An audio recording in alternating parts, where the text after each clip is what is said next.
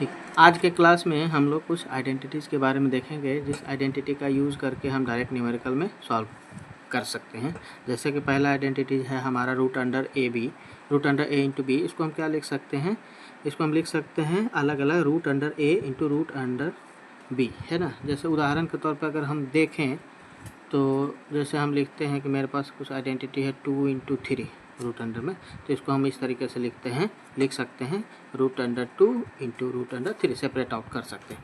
उसी तरीके जो सेकंड आइडेंटिटी है root under A by B, इसको हम लोग क्या लिख सकते हैं, root under A divide by root under B. उदाहरण के तौर पर अगर देखें, जैसे हमारे पास है रूट अंडर 3/5, तो उसको हम लिख सकते हैं root under 3 divide by root under 5। The same condition में जैसे कि अपने पास है थर्ड आइडेंटिटी है root under A plus root under B into root under A minus root under B. इसको हम कैसे सॉल्व करेंगे, तो हम क्या करेंगे कि इस वाले टर्म्स को पहले इन दोनों टर्म के साथ हम लोग पहले मल्टीप्लाई करेंगे। तो क्या होगा, root under A into root under ए, इसको इस तरीके से लिख सकते हैं। फिर उसके बाद देखें कि इसका जो साइन है वो निगेटिव है, तो root under A into root under B.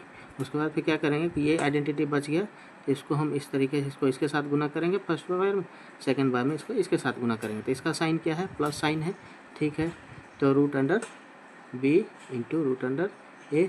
उसके बाद फिर इसको जब हम इस वाले टर्म के साथ मल्टीप्लाई करेंगे तो इसका जो साइन है माइनस है और यह प्लस है, तो प्लस इंटू माइनस माइनस होता है, तो माइनस हो जाएगा root under B into root under B, ठीक है। इसको जब हम लिखेंगे तो इस तरीके से लिख सकते हैं, एक साथ इकट्ठे लिख सकते हैं, रूट अंडर ए का स्क्वायर माइनस इसको हम लिख सकते हैं root under A into B, ऊपर का आइडेंटिटीज़ को यूज़ करके, प्लस इसको हम लिख सकते हैं root under B into A minus root under B square. अब क्या होगा कि ये स्क्वायर इससे कट जाएगा, ये स्क्वायर इसको कट सकता है, और root under A into B को हम रूट अंडर बी इंटू ए को हम root under A into B लिख सकते हैं। तो दोनों सेम टर्म है, ये दोनों सेम टर्म है, तो ये चूँकि प्लस में ये माइनस में तो ये कट जाएगा। तो हमारे पास क्या बच गया, हमारे पास बच गया यहाँ पे बच गया ए और यहाँ पे बच गया माइनस बी। तो इस तरीके से इसे सॉल्व करके ए माइनस बी आया। तो इसका उदाहरण अगर हम देख लें तो जैसे हमारे पास root under 3 plus root under 2 है और root under 3 minus root under 2 है, तो ऊपर का आइडेंटिटी यूज़ करके हम डायरेक्ट ए माइनस बी लिख सकते हैं। तो यहाँ पे ए का वैल्यू 3 है और बी का वैल्यू 2 है, तो हम डायरेक्ट सॉल्व करेंगे 3 माइनस 2 जो कि हमें 1 देगा। तो हमारा इस तरीके से सॉल्यूशन जो है वो बहुत आसान हो गया। उसी तरीके से जो अगला आइडेंटिटी है चौथा, इसको भी हम उसी टर्म में करेंगे। फर्स्ट टर्म को फर्स्ट टर्म के साथ मल्टीप्लाई करेंगे, फर्स्ट को सेकंड के साथ मल्टीप्लाई करेंगे, तो ए इंटू रूट अंडर सी, इसको हम ए इंटू सी लिख सकते हैं। फिर root under A into root under D है, तो इसे हम लिख सकते हैं, आप चूँकि साइन दोनों का पॉजिटिव है, पॉजिटिव लेंगे तो इसको हम लिख सकते हैं root under A into D plus. उसके बाद ये सेकंड टर्म है, सेकंड टर्म को फर्स्ट टर्म के साथ एंड सेकंड टर्म को सेकंड टर्म के साथ मल्टीप्लाई कर सकते हैं। तो रूट अंडर बी है, रूट अंडर सी है, दोनों का साइन पॉजिटिव है, तो हम यहाँ साइन पॉजिटिव लिखेंगे और root under B into C हो जाएगा। फिर उसी तरीके से root under B into root under D को मल्टीप्लाई कर रहे हैं, तो क्या है, साइन हम देख रहे हैं कि दोनों ही केस में पॉजिटिव है, तो root under B into root under D.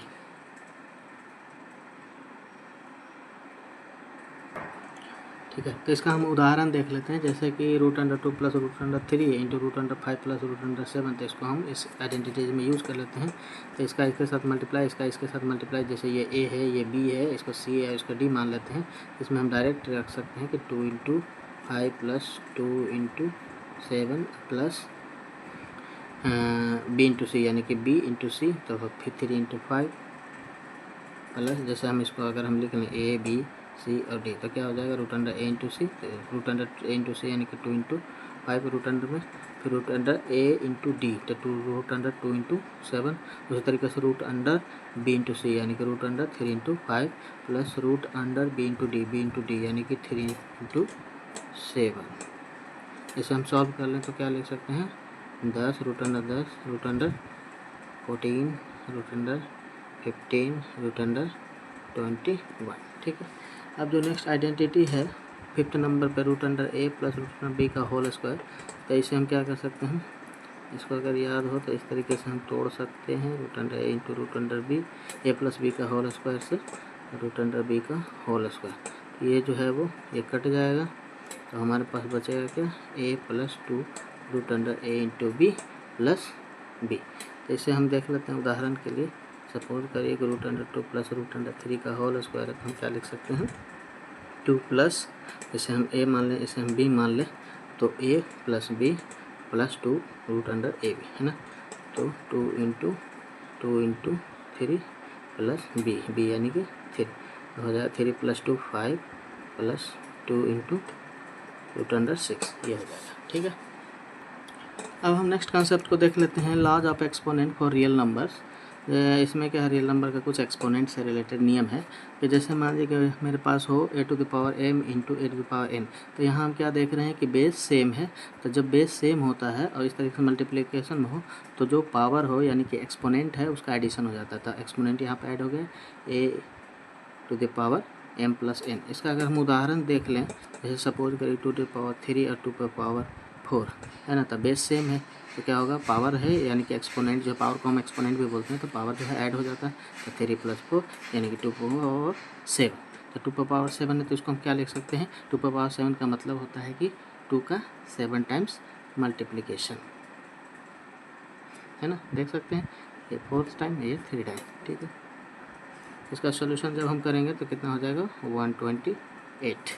Same जगह उसी तरीके से जब इस तरीके से है a⁻m है ना, उस पर ब्रैकेट में है 2n, तो इस तरीके से होता है। तो क्या होता है कि पावर जो है, पावर का मल्टीप्लिकेशन हो जाता है, तो a⁻m इंटू n। अगर उदाहरण के लिए हम देख लें, जैसे मेरे पास है 2⁻3 और एक्सपोनेंट में होल का पावर 2, यानी कि पावर जो है मल्टीप्लाई हो जाएगा, तो 3 इंटू 2 तो कितना हो जाएगा 2⁻6। 2⁻6 को हम क्या लिख सकते हैं, 6 टाइम्स मल्टीप्लिकेशन 2 का 3 तो क्या हो जाएगा वैल्यू, 2 दूनी 4 दूनी 8 दूनी 16 दूनी 32 दूनी 64, ये 64 जो है 64 जो है वो आंसर हो जाएगा। अब जो नेक्स्ट रियल नंबर का जो है लॉज ऑफ एक्सपोनेंट है a⁻m डिवाइड बाई a⁻n। तो चूँकि बेस सेम है और डिवीजन में है, तो जब डिवीजन में होता है तो क्या होता है कि पावर जो है वो माइनस में चला जाता है, पावर सब्ट्रैक्ट हो जाता है।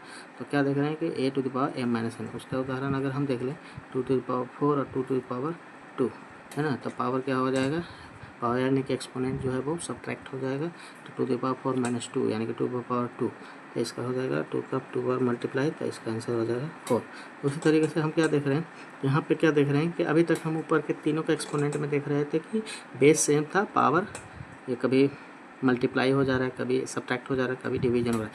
यहाँ पे हम देख रहे हैं कि बेस अलग है और पावर सेम है। तो जब पावर सेम हो तो बेस का मल्टीप्लिकेशन हो जाता है। तो बेस जो है ए और बी है, तो ए और बी का मल्टीप्लिकेशन हो जाता है। तो इसका उदाहरण हम देख लेते हैं, जैसे मान के चलिए 2⁻3 और 3 का पावर 3 है ना, तो पावर देख रहे हैं कि सेम है, तो क्या हो जाएगा, बेस का मल्टीप्लिकेशन हो जाएगा 2⁻3 इंटू 3 यानी कि 6⁻3। 6⁻3 को हम क्या लिख सकते हैं, 6 इंटू 6 3 टाइम्स हो जाएगा, तो 6 6 36 36 है 216, तो 216 ये हो जाएगा अपना आंसर। ठीक है, इस तरीके से हम laws of exponent real numbers के लिए हम यूज़ करते हैं अपने प्रॉब्लम्स में।